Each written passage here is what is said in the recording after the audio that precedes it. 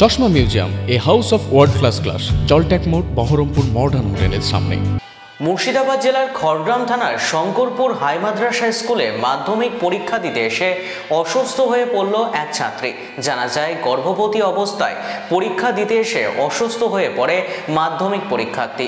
Chatra high মাদ্রাসার বছর 17-র ছাত্রীর নাম আলিয়া খাতুন অসুস্থ অবস্থায় খড়গ্রাম হাসপাতালে নিয়ে এলে সেখানে তার চিকিৎসা চলছে।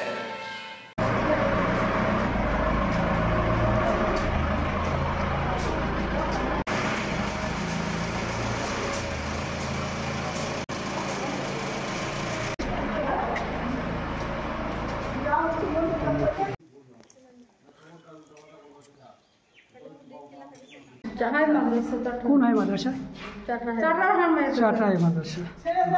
কি পরীক্ষা ছিল আজকে?